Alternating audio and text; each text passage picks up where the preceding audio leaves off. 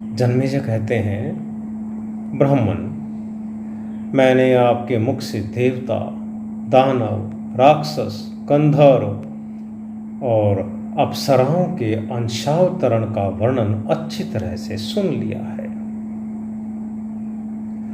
विप्रवर, अब इन ब्रह्म ऋषियों के समीप आपके द्वारा वर्णित कुरु वंश का वृतांत पुनः आदि से अंत तक सुनना चाहता हूँ। तब वैशंपायन जी कहते हैं, हे भरतवंश शिरोमणे, कुरुवंश का विस्तार करने वाले एक राजा हो गए हैं जिनका नाम था दुष्यंत। वे महान पराक्रमी और चारों समुद्रों से घिरी हुई समूची पृथ्वी के पालक थे। राजा दुष्यंत पृथ्वी के चारों भागों का तथा समुद्रों से आवर्त संपूर्ण देशों का भी पूर्ण रूप से पालन करते थे। उन्होंने अनेक युद्धों में विजय पाई थी।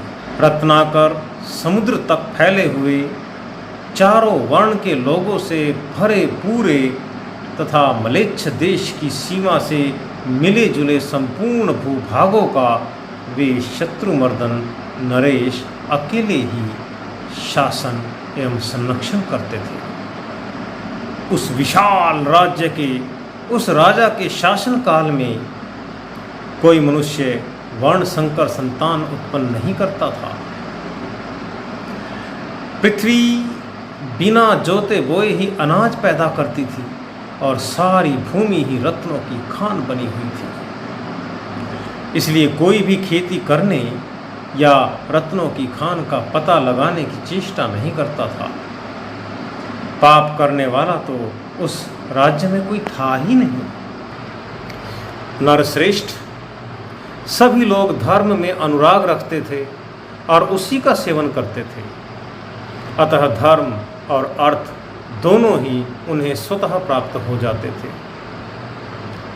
तात, राजा दुष्यंत जब इस देश के शासक थे उस समय कहीं चोरों का भय नहीं था। भूख का भय तो नाम मात्र को भी नहीं था। इस देश पर दुष्यंत के शासन काल में रोग व्याधि का डर तो बिल्कुल ही नहीं रह गया था। सब वर्णों के लोग अपने अपने धर्म के पालन में रत रहते थे। देवाराधन आदि कर्मों को निष्काम भाव से ही किया करते थे। राजा दुष्यंत का आश्रय लेकर समस्त प्रजा निर्भय हो गई थी। मेघ समय पर पानी बरसाता और अनाज रसयुक्त होते थे। पृथ्वी सब प्रकार के रत्नों से संपन्न तथा पशुधन से परिपूर्ण थी। ब्राह्मण अपने वर्णाश्रमोचित कर्मों में तत्पर थे। उनमें झूठ एवं छल कपट आदि का अभाव था। राजा दुष्यंत स्वयं भी नवयुवक थे। उनका शरीर वज्र के सदृश दृढ़ था। वे अद्भुत एवं महान पराक्रम से संपन्न थे। वे अपने दोनों हाथों द्वारा उपवनों और काननों सहित मंदराचल को उठाकर ले जाने की शक्ति रखते थे।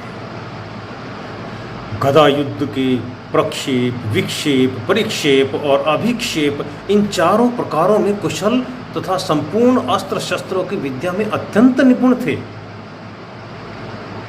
अब आप कहेंगे, ये प्रक्षेप, विक्षेप, परिक्षेप और अभिक्षेप क्या है? वास्तव में दूरवर्ती शत्रु पर गदा फेंकना प्रक्षेप कहलाता है। समीपवर्ती शत्रु पर गदा की कोटि से प्रहार करना विक्षेप कहा गया है। जब शत्रु बहुत हों तो सब ओर गदा को घुमाते हुए शत्रुओं पर उसका प्रहार करना परिक्षेप है और गदा के अग्रभाग से मारना अभिक्षेप कहलाता है। घुड़सवारी और हाथी की सवारी करना भी किसी कला से कम नहीं है। इसमें भी वे राजा अत्यंत प्रवीण थे। बल में भगवान विष्णु के समान और तेज में भगवान सूर्य के सदृश थे। वे समुद्र के समान अक्षोभ्य और पृथ्वी के समान सहनशील थे। राजा दुष्यंत का सर्वत्र सम्मान था।